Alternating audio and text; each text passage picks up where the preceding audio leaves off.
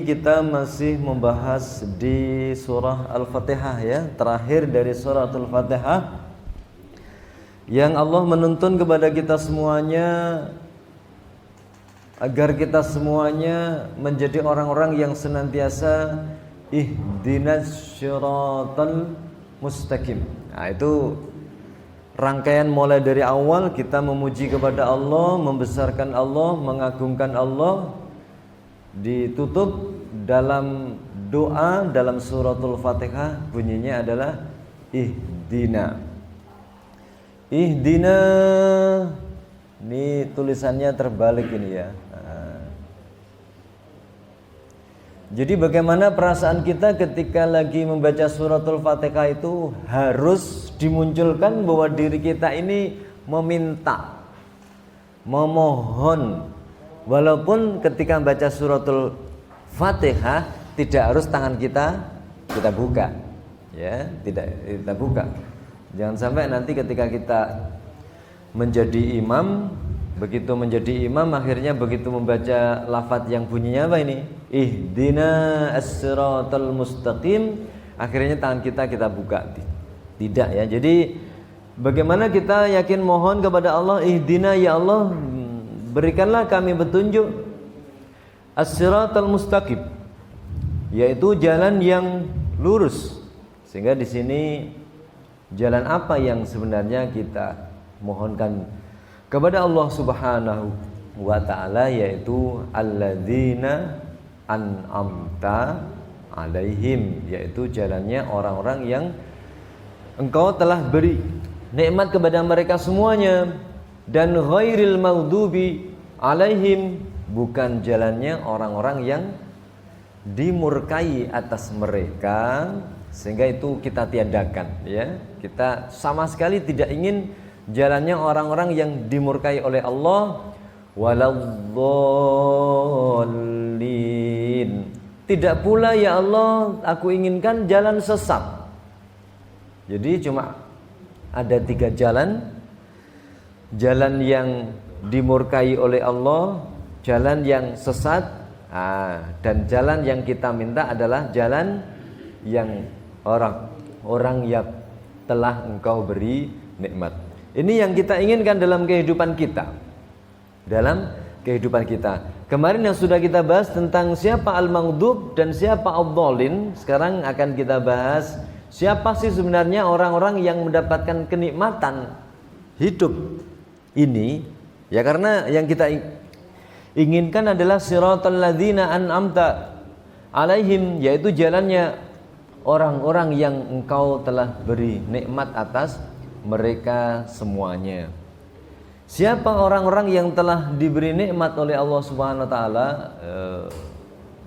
Bapak Ibu yang dirahmati oleh Allah Subhanahu wa taala, untuk sedikit kita menjadikan bahwa siapa sebenarnya mereka orang yang diberi nikmat ya. Kalau kemarin ya sudah kita jelaskan bahwa al-maghdub itu adalah kelompok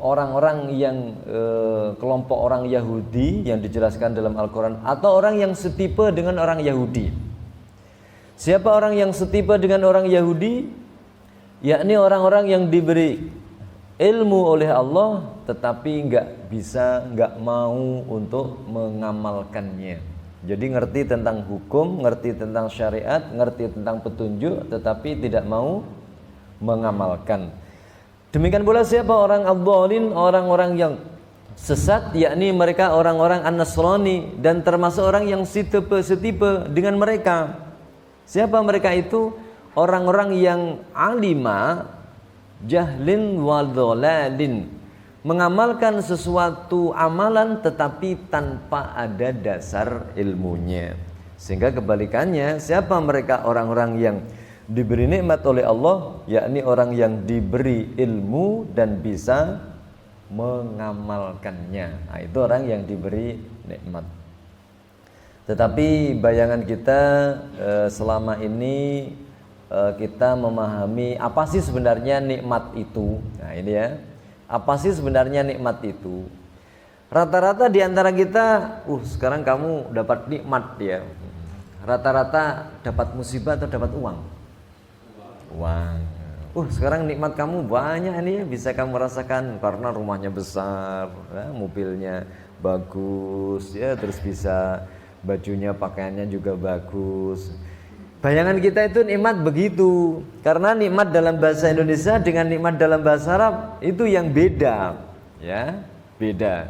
Sehingga doa kita, ya Allah, berikanlah kami nikmat siratal ladzina an'amta 'alaihim. Ya Allah, bimbinglah kami menuju orang-orang yang telah Engkau beri nikmat. Bayangan kita, sugih, duitnya akeh, jabatan tinggi, anaknya kabeh sugih-sugih. Begitu ya bayangan kita. Ini padahal kalau menurut ayat Al-Qur'an, ini yang harus kita rubah dalam pola pikir kita. Nikmat yang Allah maksudkan dengan harapan kita kadang-kadang beda. Nah, ini Allah jelaskan dalam surat Al-Mulk. A'udzu billahi minasyaitonir rajim.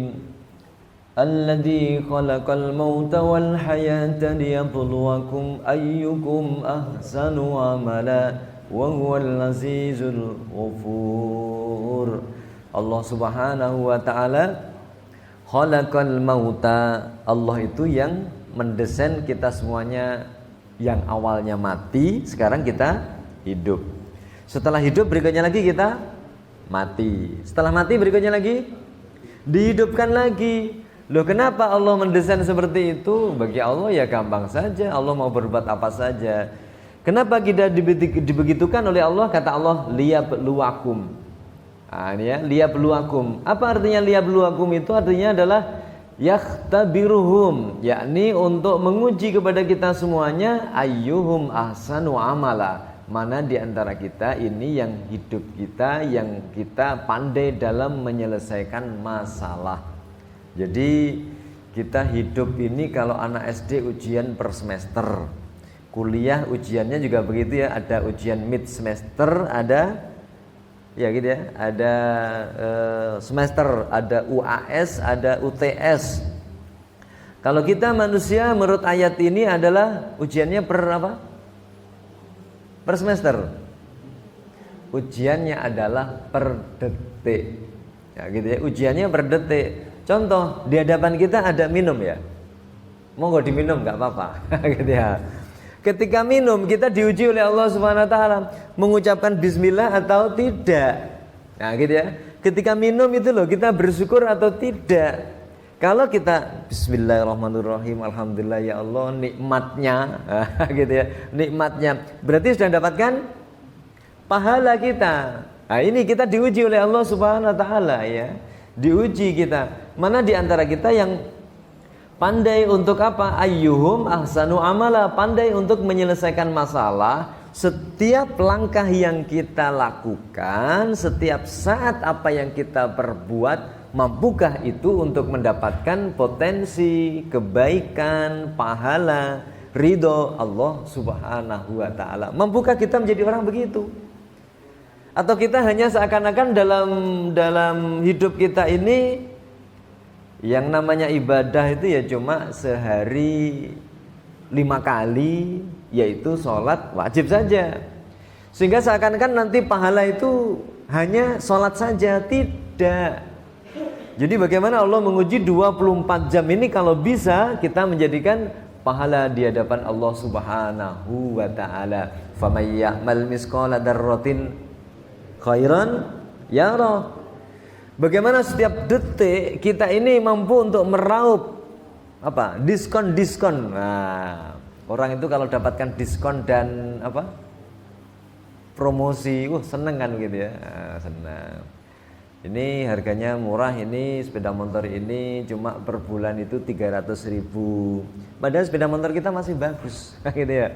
Ini per bulan cuma 300.000, nanti gampang masalah DP 500.000. Jadi kan punya uang 500.000 kan gampang, nanti 3 tahun sudah selesai. Cuma per bulan 300 gitu ya. Ya ini artinya apa? Kita ini diuji. Sebenarnya uang itu yang bisa kita gunakan untuk masuk infak, akhirnya setiap bulan mikir apa? Itu. Makanya saya sering gitu ya, sepeda motor saya kan sepeda motor Skywave yang tahun berapa itu sering didatangi oleh orang, atau di jalan itu sering ditawari kan gitu ya. Lebih bagus kita punya sepeda motor yang 1 juta kenangan. daripada tiap bulan 1 juta. Enak mana kira-kira? Kalau banyak kenangan kan indah. Nah, kembali lagi sini. Inilah dalam hidup, bahwa hidup itu sebenarnya kita diuji oleh Allah Subhanahu wa taala. Dalam sebuah hadis dinyatakan bahwa innallaha adzalla bani Adam bil maut. Sesungguhnya kunci manusia itu pengapesannya itu di bidang kemaut. Nah, kalau udah mati udah nggak bisa apa-apa manusia. Wa ja'alad dunya dara hayatin summa dara mautin. Di dunia itu adalah merupakan tempatnya kita semuanya untuk hidup dan mati. Dunia itu isinya adalah hidup mati, hidup mati. Lalu bagaimana?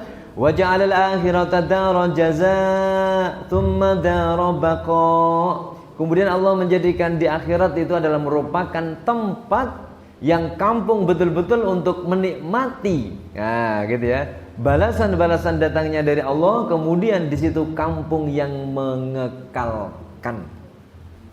Ini banyak di antara kita yang menganggap bahwa mumpung urip cuma 1 kali, laopo gak diseneng-senengno. Betul begitu ya? Betul begitu ya? Rata-rata di antara kita punya tujuan hidup begitu. Hidup sekali, kenapa kita nggak harus sukses? Maunya sukses itu hanya di dunia saja, duitnya ikut akeh. Lalu bagaimana caranya biar mendapatkan uang yang banyak, hidup mewah, bisa ke sana, bisa kemari? Sehingga Allah memberikan pesan kepada kita semuanya, la tahurrannakumul. Jangan sampai kalian semuanya itu tertipu oleh pola tingkah lakunya orang-orang kafir. Pakaiannya indah, bajunya bagus gitu ya, mobilnya mewah, rumahnya indah. Jangan tergoda oleh mereka semuanya. Mereka nggak ada bayangan kampung akhirat bagaimana. Padahal inilah Allah menjelaskan bahwa kampung akhirat itu adalah kampung balasan datangnya dari Allah untuk kampung yang benar-benar hidup yang sesungguhnya. Nah ini. Kemudian Allah akan mematikan seseorang siapa saja yang dikehendaki, dan apa yang Allah kehendaki, dan Allah menghidupkan orang yang Allah kehendaki, dan apa saja yang Allah kehendaki pada saat-saat yang telah ditentukan oleh Allah Subhanahu wa taala. Nah, inilah karena kita menyadari bahwa dalam hidup itu ternyata adalah ujian datangnya dari Allah. Makanya kalau kita perhatikan di sini ya,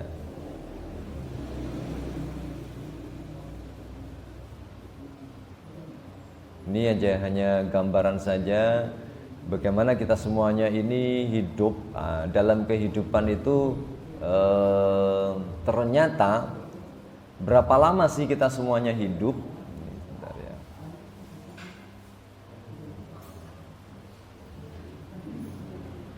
Ya ini. Berapa lama kita hidup? Nah, ini mulai dari alam yang pertama ya. Kita berada di alam ruh. Berikutnya lagi ada dalam kandungan. Berapa lama alam kandungan? Berapa lama? 9 bulan 10 hari. Berikutnya lagi di alam dunia. Berapa lama? Berapa lama? Gak tahu kita. Kepengen jatah 80 tahun atau 100 tahun, bapak-bapak, ibu-ibu? Iya.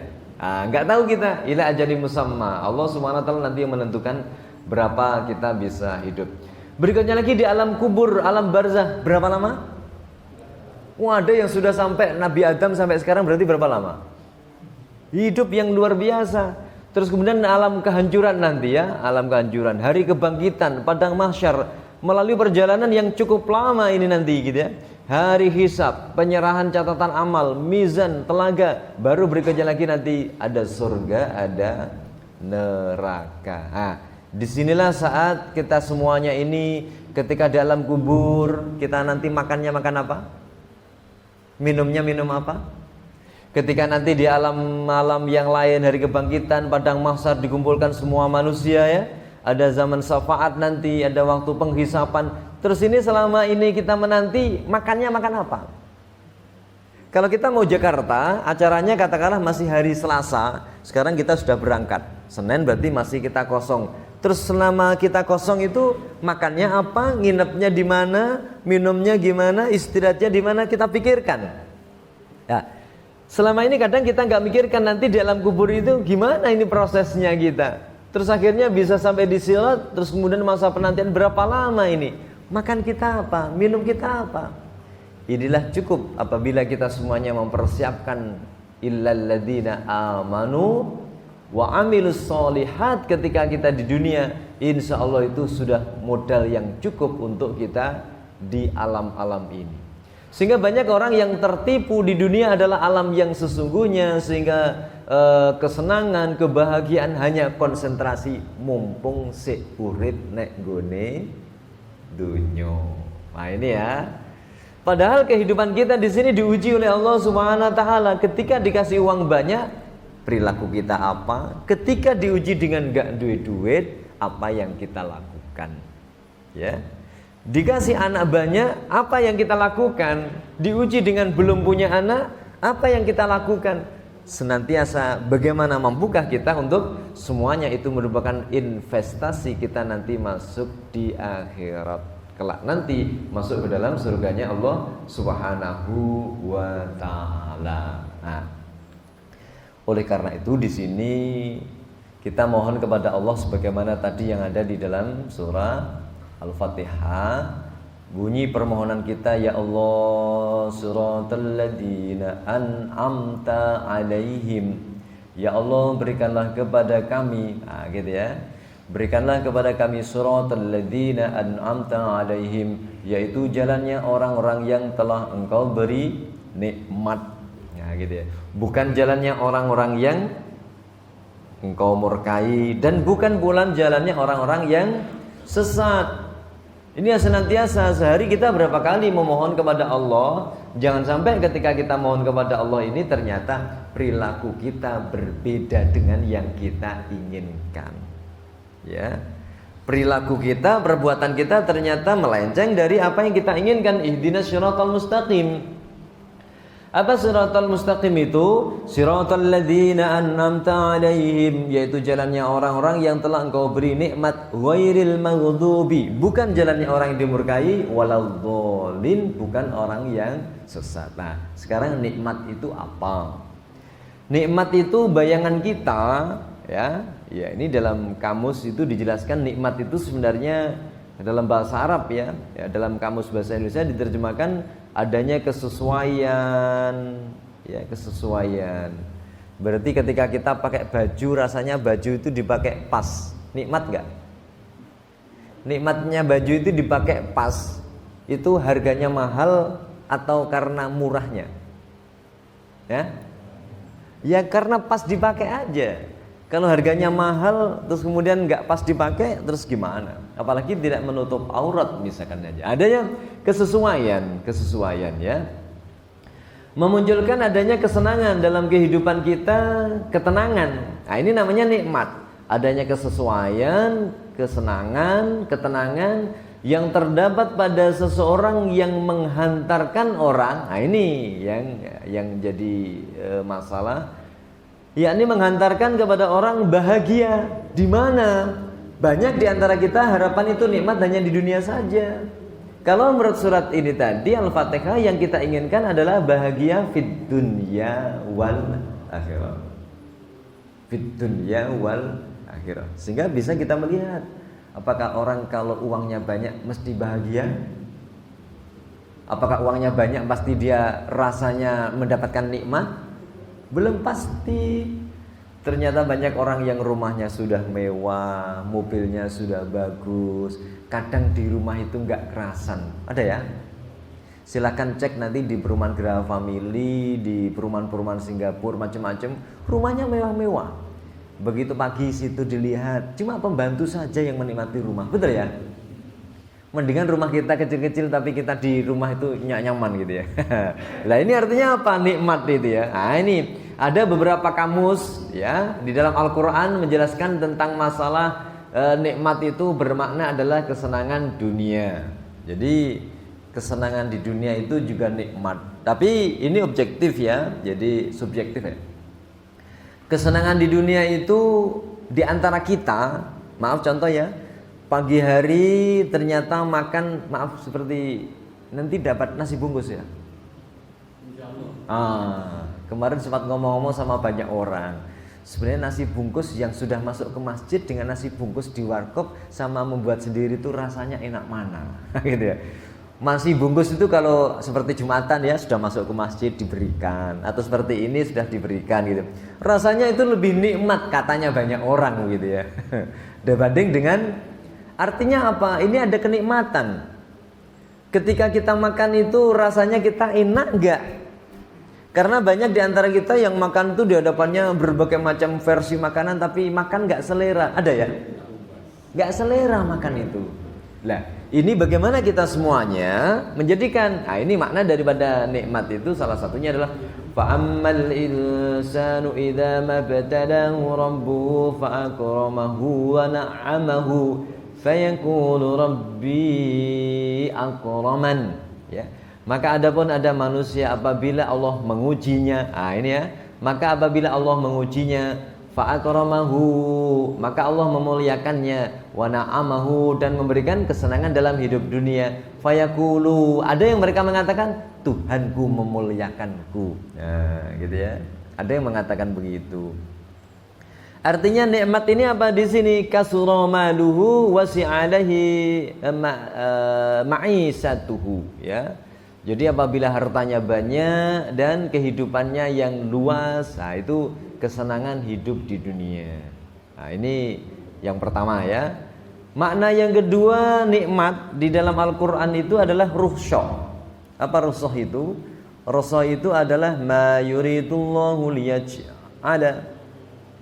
Allah itu tidak menjadikan bagi kalian semuanya dalam hidup ini itu adanya kesempitan, adanya kesumpekan. Nah, jadi apa yang Allah inginkan ketika kita hidup di dunia ini, karena Allah sendiri mengatakan dalam sebuah hadis qudsi itu, ya ibadi inni haramtu ad-dulma. Kata Allah, wahai hambaku semuanya, saya mengharamkan atas diri saya ini untuk berbuat dolim. Jadi ketika Allah mendesain matahari harus bersinar pagi hari terbit, terus sore tenggelam, terus begitu sekian juta tahun, adanya planet, adanya gunung, adanya air, adanya sekarang kondisi seperti ini, kata Allah itu bukan untuk haraj, ya, bukan merupakan kesempitan atau kesusahan, tetapi semuanya tadi itu semuanya adalah untuk apa? Nah, ini salah satunya, walakin yuridu liyutahhirakum, akan tetapi ajaran-ajaran Allah Subhanahu wa taala, ya, adanya kita diperintah sholat, adanya kita diperintah ngaji, adanya kita diperintah berbuat kebaikan, itu untuk apa? Liyutahhirakum. Kalau berkaitan dengan ayat ini adalah waliyutimma ni'matahu, dan untuk menyempurnakan nikmat atas kalian semuanya, la'allakum tashkurun, agar kalian semuanya mampu untuk bersyukur kepada Allah Subhanahu wa taala. Maksud dalam ayat ini mufassir memberikan keterangan yakni bitayammum. Tayammum itu apa? Ketika enggak ada air, terus kemudian kita disuruh pakai debu. Ini perjuangan Rasulullah Muhammad sallallahu alaihi wasallam, ya. Jadi bagaimana kita semuanya ternyata ketika kita nggak boleh oleh dokter jangan pakai air dulu ya. Nah misalnya begitu ya. Berarti kita disuruh untuk pakai debu, oke, nggak apa-apa. Itu namanya apa? Rukhsah. Rukhsah seperti itu merupakan nikmat, ya, merupakan nikmat yang datangnya dari Allah Subhanahu wa taala. Makna nikmat berikutnya lagi adalah ajaran Islam. Ini nikmat yang luar biasa.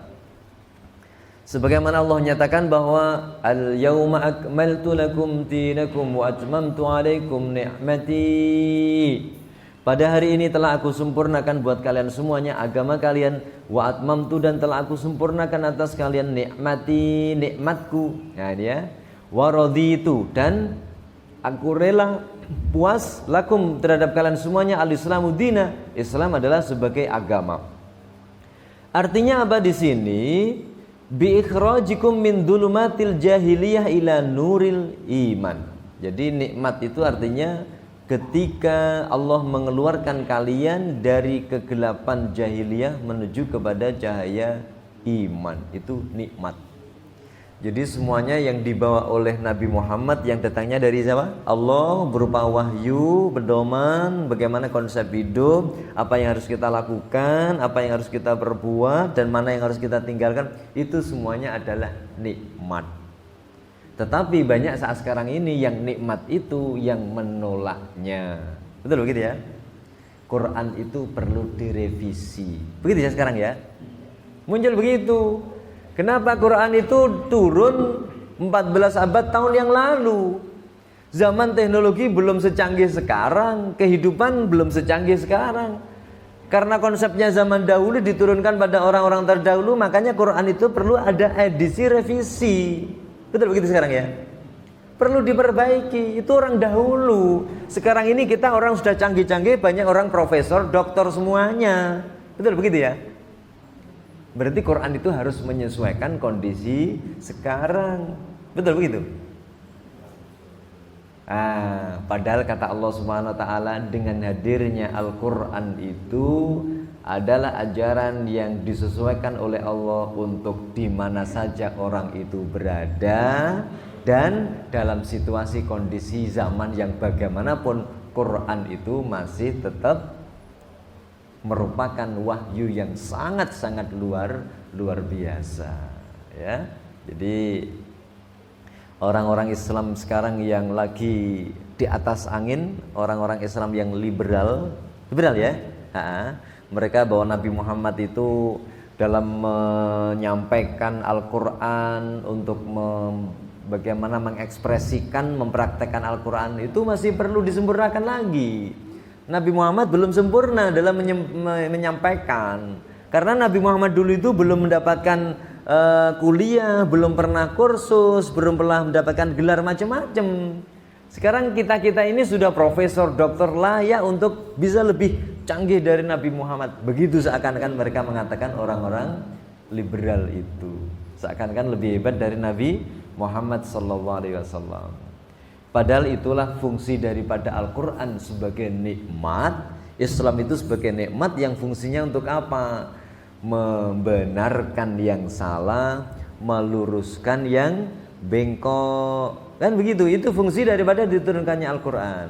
Contoh, zamannya Nabi Ibrahim alaihissalam. Nabi Ibrahim itu dilahirkan dalam kondisi masyarakat ketika itu presidennya siapa? Siapa? Namrud. Namrud itu ketika presiden atau raja? Raja ya. Apa bedanya presiden dengan raja? Podo ya. Jadi ketika Namrud itu menjadi raja, dia raja yang Masya Allah luar biasa, bengisnya, kejamnya, dolimnya, kesewenangannya. Sing penting pokoknya aku. Nah gitu ya. Sehingga begitu ada berita nanti akan ada sosok laki-laki yang akan menggantikan Anda sebagai raja. Akhirnya apa? Ada keputusan wanita yang hamil harus diawasi. Nanti kalau lahirnya laki-laki harus langsung dibunuh. Bayangkan ya. Jadi wanita hamil itu semuanya harus didata satu negara itu. Saking kejamnya Raja Namrud pada waktu itu. Saking kejamnya. Ternyata Allah mengutus sosok yang bernama siapa namanya? Ibrahim alaihissalam. Wahyu turun kepada Nabi Ibrahim alaihissalam. Akhirnya Nabi Ibrahim itu mengikuti ajarannya, agamanya Raja Namrud? Tidak. Fungsinya Nabi Ibrahim untuk meluruskan kembali akidah, keyakinan yang dimiliki oleh Raja Namrud yang keliru tadi agar benar sehingga bisa masuk surganya Allah Subhanahu wa taala. Namun apa yang terjadi? Begitu menyampaikan nilai-nilai kebenaran malah justru banyak yang ikut atau yang menentang? Banyak yang menentang. Endingnya akhirnya Nabi Ibrahim harus dibakar. Masya Allah, luar biasa. Demikian pula ternyata Nabi Musa juga begitu.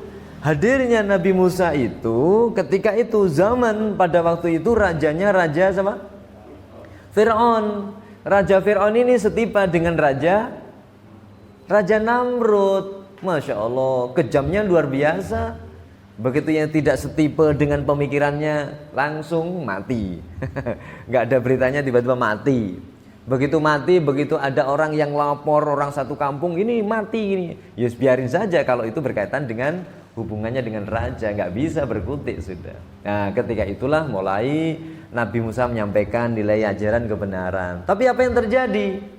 Itulah dihadirkan Musa untuk meluruskan keyakinan yang keliru. Demikian pula hadirnya Nabi Muhammad sallallahu alaihi wasallam. Ajaran wahyu Al-Qur'an itu bukan untuk menyesuaikan bagaimana Muhammad sallallahu alaihi wasallam itu biar sama dengan mereka, tidak, tetapi meluruskan yang bengkok. Apa yang bengkok pada waktu itu? Masyarakat Mekah pada waktu itu sudah beratus-ratus tahun mungkin ya berlangsung, bahwa mereka meyakini Tuhan itu jumlahnya ada berapa? 360 Tuhan. Yang terkenal dengan namanya ada Lata, ada Uzza, ada Hubal, macam-macam gitu ya Tuhan itu ya. Nah, Tuhan-Tuhan itu yang disembah oleh mereka semuanya, diyakini itu sudah ratusan tahun begitu ya. Itu diyakini oleh orang kampung-kampung di situ. Ternyata hadirnya Nabi Muhammad itu untuk merubah dari keyakinan yang berbeda itu menjadi dirubah. Ini betapa sulitnya ajaran Al-Quran yang hidup pada masa Rasulullah SAW. Yang semula orang itu arahnya ke timur, disuruh untuk menjadi arahnya ke barat. Yang semula keyakinannya ini Tuhan banyak, di benaknya dirubah, Tuhannya cuma satu. Inilah bukti bahwa Quran itu bukan, sekali lagi ya, harus disesuaikan dengan zaman. Oh, karena zamannya pada waktu itu Tuhannya banyak, sehingga bagaimana kalau yang bertuhan banyak atau agamanya banyak itu biar nanti semuanya mereka saling untuk hidup nyaman, sehingga diturunkan Al-Quran. Bagaimana teorinya? Enggak begitu. Ajaran yang salah jangan dicampurkan dengan ajaran yang benar. La talbisul haqqo bil batil, jangan dicampurkan. Sekarang mulai muncul ajaran-ajaran untuk mencampurkan agama. Sekarang waktunya doa yang dipimpin oleh Kiai Haji Ahmad XAZ. Akhirnya Assalamualaikum warahmatullahi wabarakatuh. Allahumma. Doa berikutnya lagi oleh Pendeta XAZ. Akhirnya berdoa gitu ya. Doa berikutnya lagi dari apa? Kalau Hindu itu apa namanya? Biksu. Itu Buddha ya, biksu. Jadi sekarang itu model Al-Quran tidak berlaku lakum dinukum waliyadin. Sehingga ajaran Al-Quran yang dibawa oleh Nabi Muhammad yang harus itu semuanya diluruskan, ternyata gak cocok untuk di Indonesia, gak cocok untuk di dunia saat sekarang ini. Seharusnya Quran itu harus mampu untuk mengakomodir potensi yang ada, keyakinan yang ada, dijadikan satu potensi semuanya biar punya hak untuk hidup. Apa kata Allah? Enggak begitu. Itu keyakinan yang melenceng yang harus diluruskan gitu. Tapi kadang-kadang kita ya, maaf contoh, kalau seandainya kita hidup di zamannya Nabi Ibrahim atau zamannya Nabi Musa, kira-kira akan kita menjadi pengikut agamanya Nabi Musa atau ikut Fir'aun kira-kira? Ikut mana kira-kira? Padahal Fir'aun ketika itu yang punya pabrik, yang punya perusahaan, semua toko-toko yang pemiliki adalah Fir'aun. Wah gitu ya.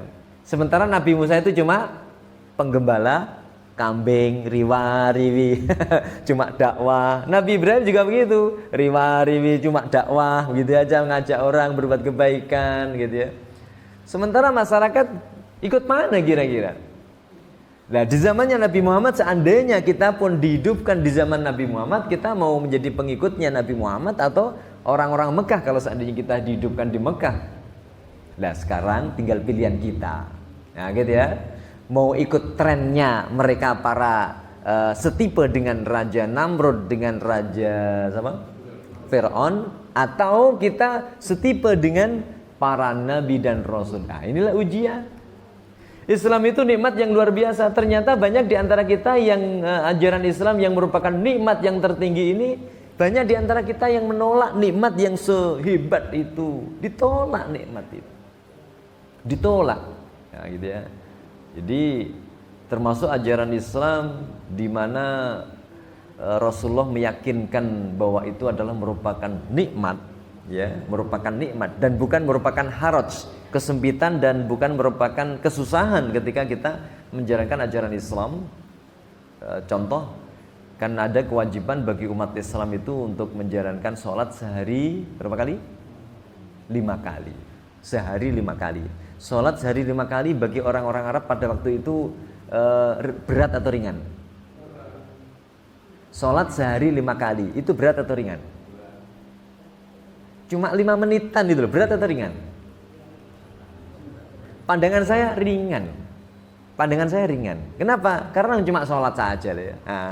Allahu Akbar, setelah itu selesai. Yang berat itu adalah syarat untuk mau menjalankan sholat. Syaratnya harus apa? Biar sah sholatnya menjadi apa? Syaratnya harus berwudu. Ini yang luar biasa. Rasulullah bisa meyakinkan mereka semuanya. Berwudu itu bagi kita semuanya orang Indonesia, masalah enggak?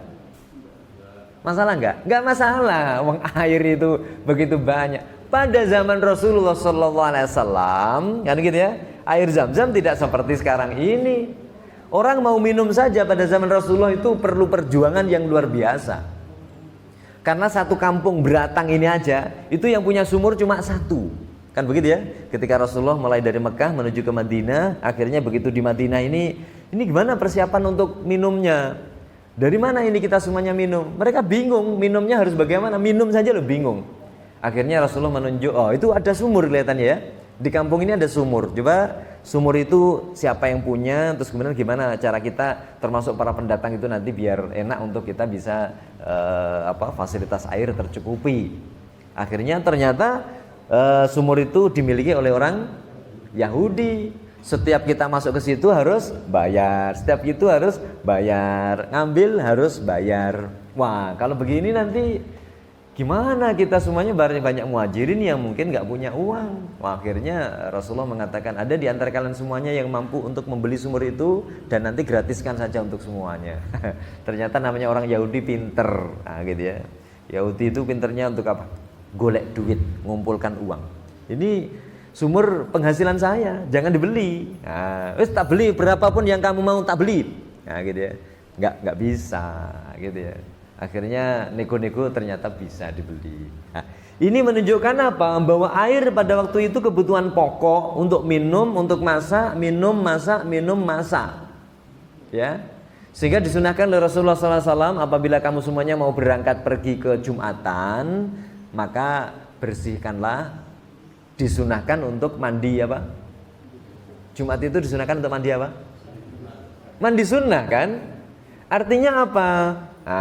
Bayangan kita jangan mandi sunnah yang macam-macam.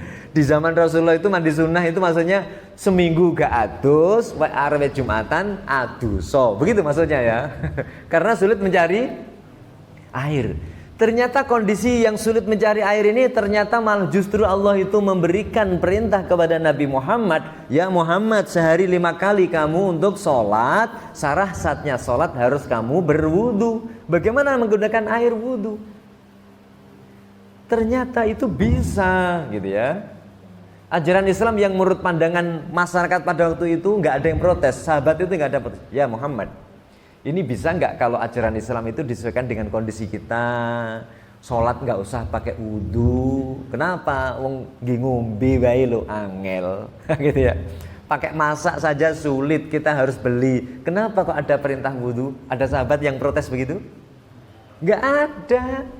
Sekarang ini loh orang banyak protes tentang ajaran Al-Quran, ajaran yang dibawa oleh Rasulullah Muhammad SAW. Padahal Islam, semua ajaran itu adalah merupakan nikmat datangnya dari Allah SWT yang bisa menjadikan tadi masa jahiliyah menjadi cahaya Islam yang luar biasa.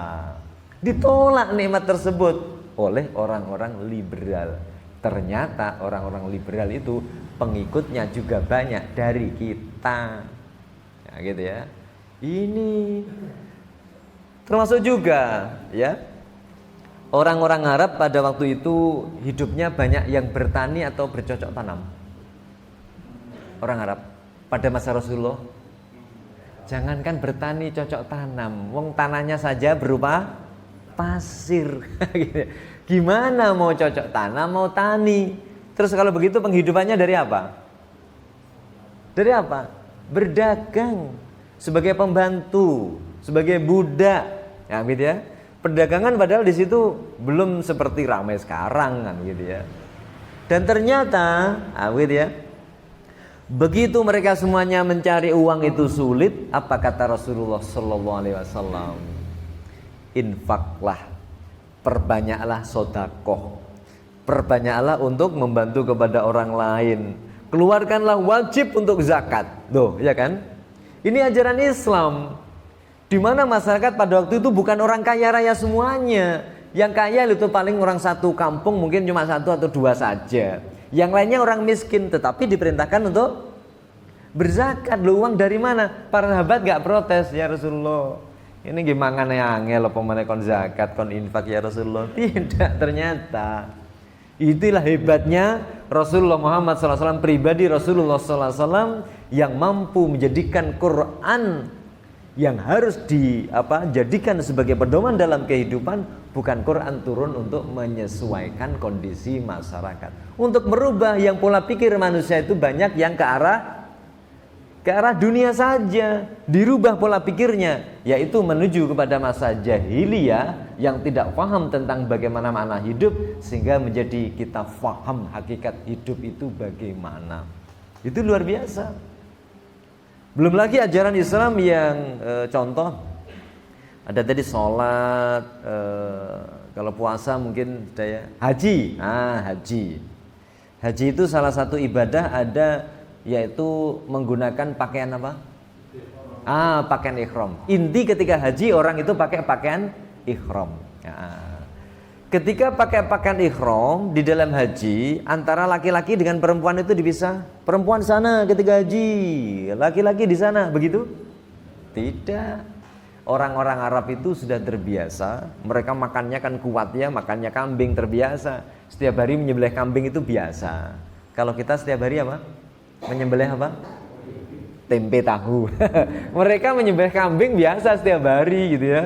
Jadi kamu kambingnya banyak, masing-masing rumah punya kambing gitu ya. Sembelih, makannya banyak ya gitu. Sehingga nafsu syahwatnya gimana kira-kira? Makanya banyak, wallahu alam apakah memang sudah desain Allah begitu sehingga orang-orang Arab itu yang wanita itu jarang keluar dari rumah. Betul gitu ya? Sehingga rata-rata banyak di antara mereka wanita itu ya di rumah, ya. Kalaupun toh keluar dari rumah, rata-rata mereka di zaman Rasulullah itu sudah terbiasa menutup mulai dari ujung rambut sampai ujung kaki. Kadang-kadang juga pakai cadar. Nah, itu hidup mereka. Di samping karena mungkin kondisi tanahnya yang berpasir, sehingga begitu sering juga ada angin yang kenceng, untuk melindungi badan harus ujung rambut sampai ujung kaki tertutup, hanya matanya saja yang kelihatan. Itu sudah terbiasa mereka begitu. Sehingga laki-laki itu begitu suatu saat, sehingga ada ceritanya Imam Syafi'i ya, begitu melihat paha wanita, hafalan Qur'annya itu banyak yang hilang gara-gara melihat paha. Bayangkan begitu ya. Berarti saking dia, sosok wanita itu sosok yang luar biasa.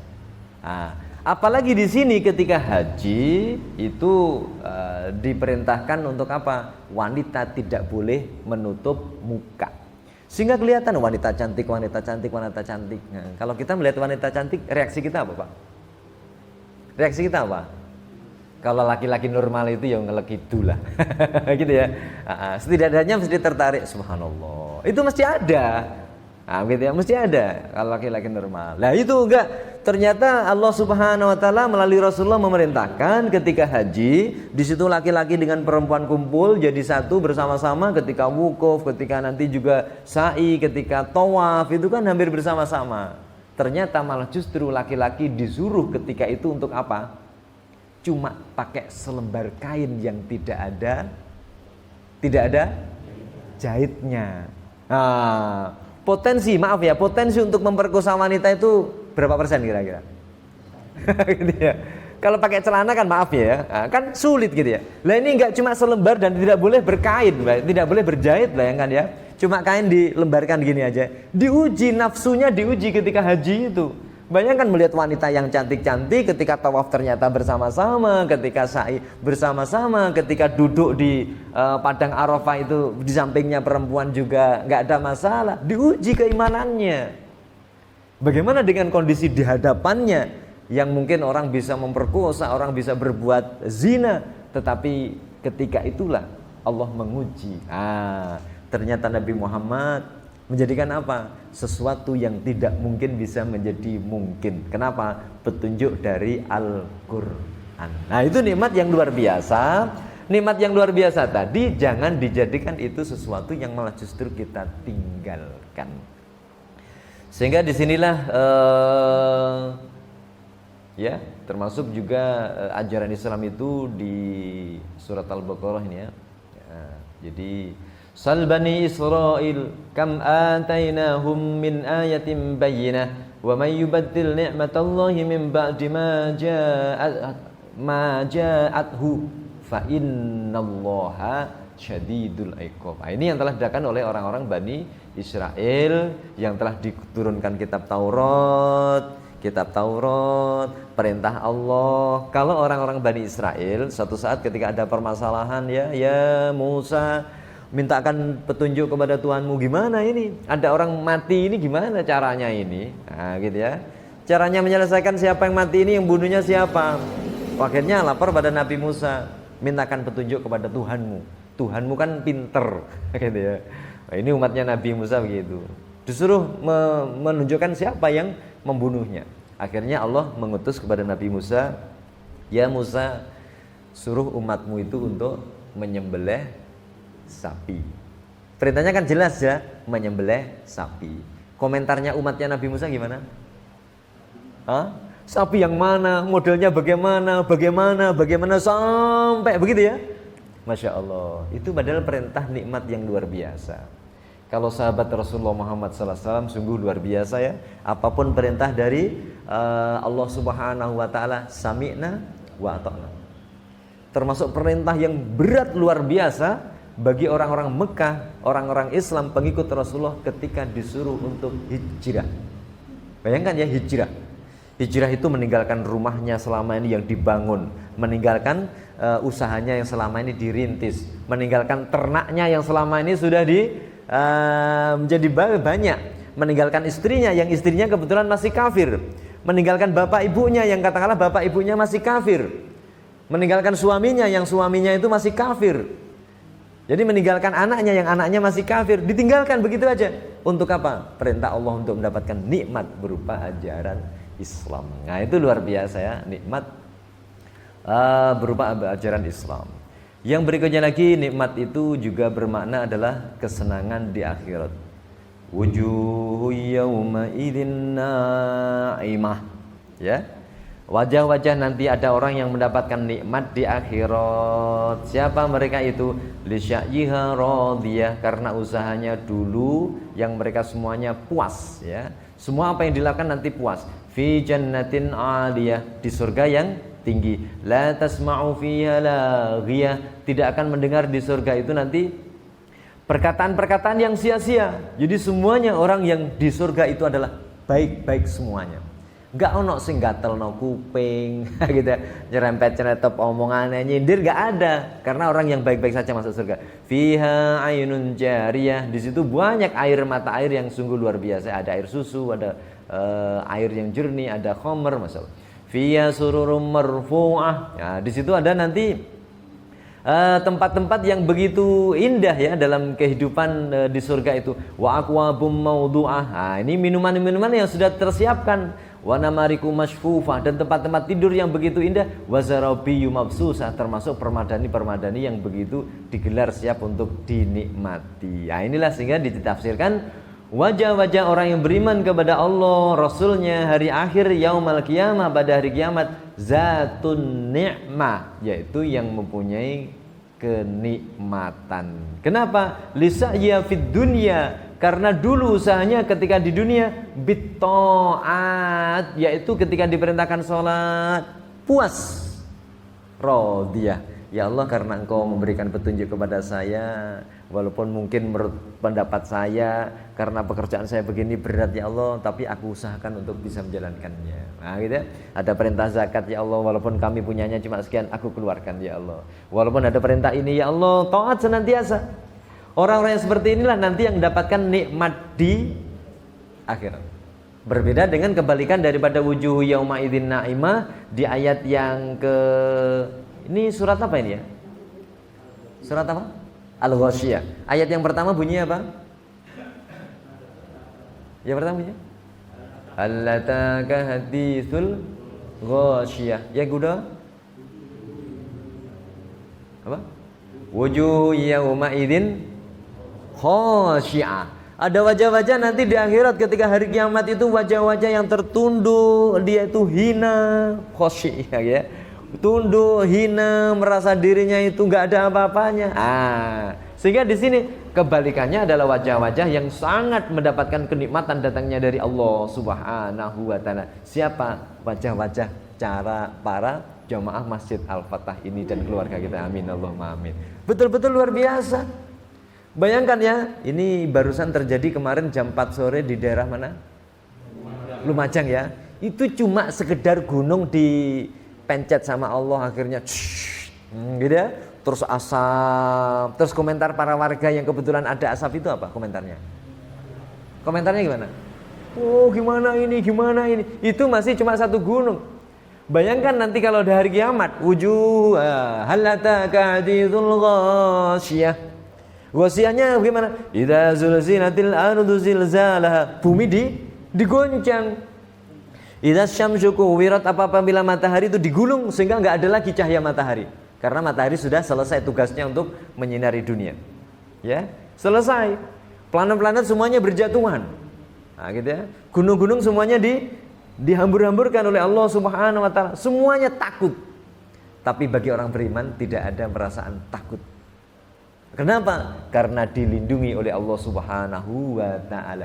Yauma la dzilla illa dzilluh. Hari di mana nanti kegaduhan dunia yang diciptakan oleh Allah pada hari kiamat itu, nanti ada 7 orang yang dinaungi oleh Allah Subhanahu wa taala. Salah satunya rajulun qalbuhu mu'allaqun bil masajid, yaitu orang-orang yang hatinya senantiasa terpaut dengan masjid, termasuk kita hari ini. Biasanya hari Ahad seperti ini kan terpaut dengan apa? Goes. Kita terpaut ngaji dulu. Goes nanti bisa. Nah, ini namanya surga kita, insyaallah nanti yang layak mendapatkan nikmat di akhirat kelak nanti. Amin Allahumma amin. Nah, ini luar biasa ya. Sehingga berikutnya lagi kata Allah Subhanahu wa taala, pahala yang luar biasa, innalil muttaqina fi jannatin wa na'im. Makanya ada surga namanya surga naim yang penuh dengan kenikmatan. Bagi siapa? Mereka itu adalah orang-orang yang taat kepada Allah dan Rasulnya ya. Inilah termasuk beberapa makna daripada nikmat. Sehingga di sini yang siapa yang layak diberi nikmat oleh Allah Subhanahu wa taala? Tadi yang sudah kita jelaskan ya. Wa may yuti'illah war rasul fa ulaika ma'al ladzina an'ama Allahu 'alaihim. Maka barang siapa yang taat kepada Allah dan Rasulnya, maka mereka itulah orang-orang yang telah akan mendapatkan nikmat atas mereka dari Allah Subhanahu wa taala. Siapa mereka itu? Para nabi, asy-syiddiqin, wasyuhada, wassalihin, dan itu adalah teman sebaik-baiknya. Begitulah dalam surat An-Nisa ayat yang ke-69. Sehingga ini Allah memberikan informasi orang yang mendapatkan nikmat datangnya dari Allah sekelas para nabi, siddiqin, asyuhada, dan as-sholihin. Asbabun nuzul dari ayat ini adalah suatu saat ada sahabat Rasulullah SAW yang bernama Sauban. Sauban itu termasuk pembantunya Rasulullah, kelasnya bawahan. Nah, gitu ya. Dia sangat cinta sekali kepada Rasulullah SAW. Maka suatu saat Rasulullah itu melihat dia kelihatan sedih di wajahnya.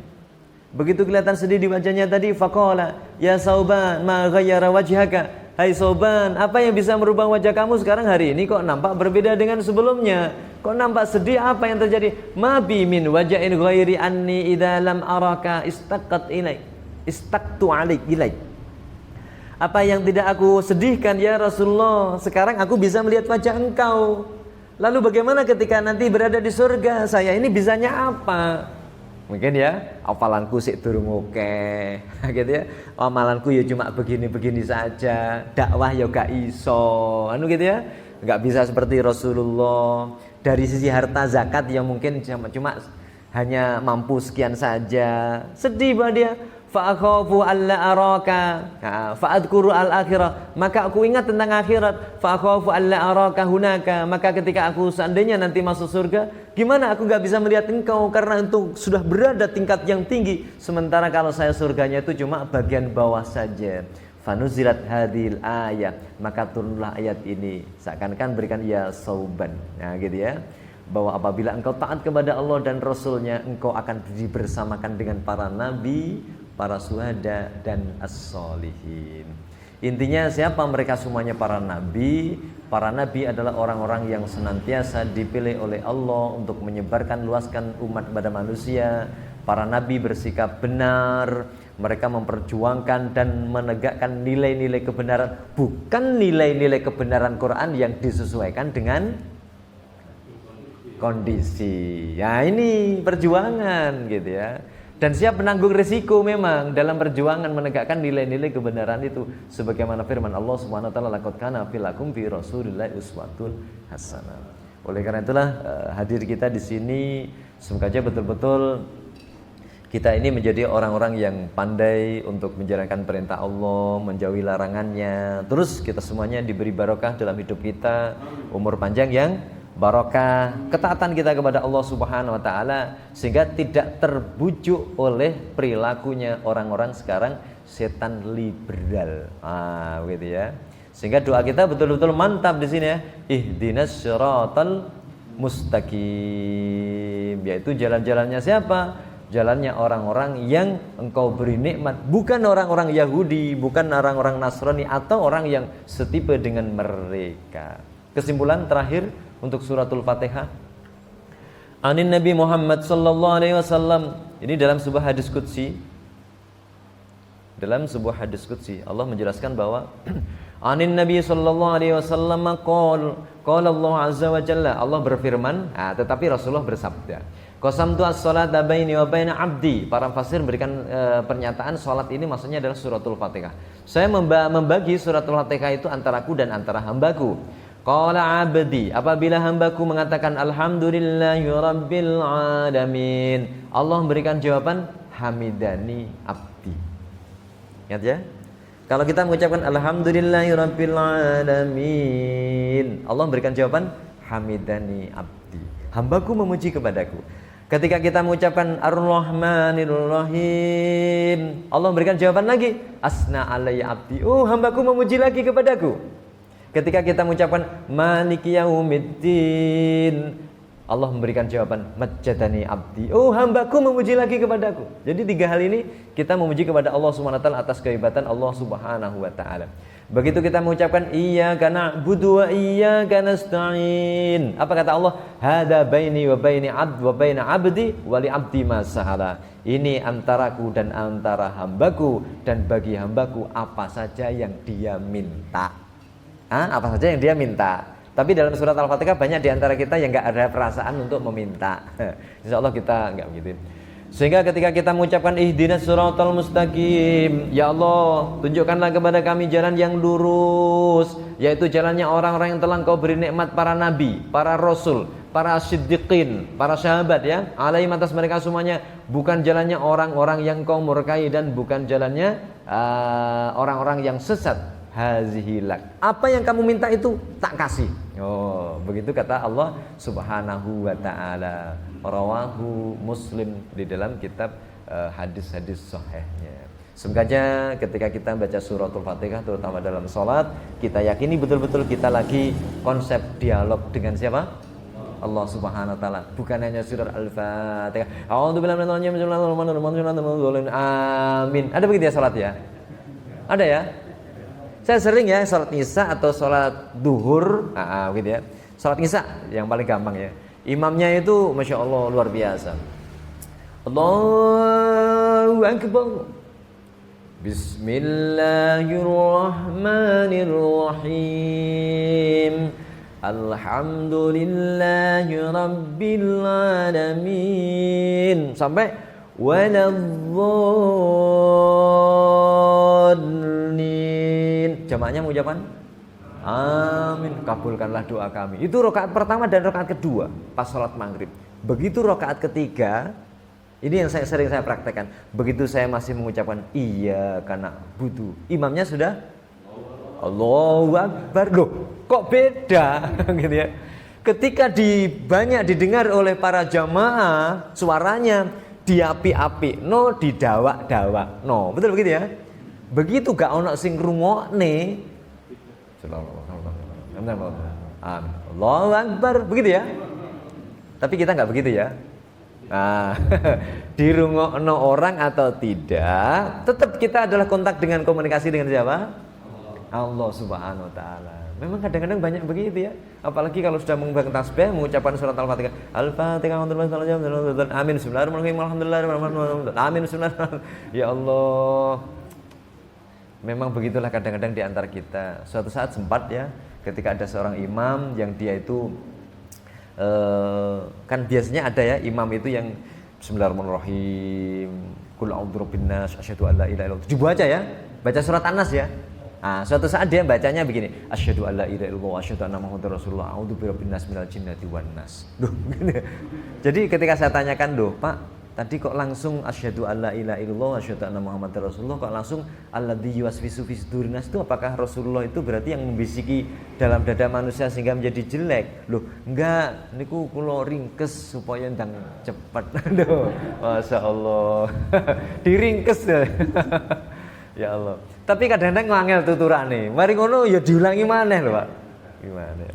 Inilah ya, semoga aja Allah berikan kita manfaat dalam sholat kita, betul-betul sholat yang khusyuk, yang layak nanti kita dapatkan nikmat fid dunya wal akhirah. Semoga aja kita bersama-sama dengan kita doa kita tadi dalam suratul Fatihah, kita nanti di akhirat kelak layak untuk disandingkan dengan para nabi, as-siddiqin, as-syuhada, as-shalihin. Sehingga itulah yang kita mohonkan, semoga Allah terus membimbing kepada kita semuanya, memberikan kekuatan istiqomah kepada Allah dalam kehidupan kita, senantiasa kita menjadi orang-orang yang menegakkan nilai-nilai ajaran agama Allah Subhanahu wa taala. Amin. Allahumma amin. Kurang lebihnya mohon maaf. Wallahu a'lam bishawab. Subhanakallahumma bihamdik, asyhadu an la ilaha illa anta, astaghfiruka wa atubu ilaik. Akhirul kalam. Assalamualaikum warahmatullahi wabarakatuh.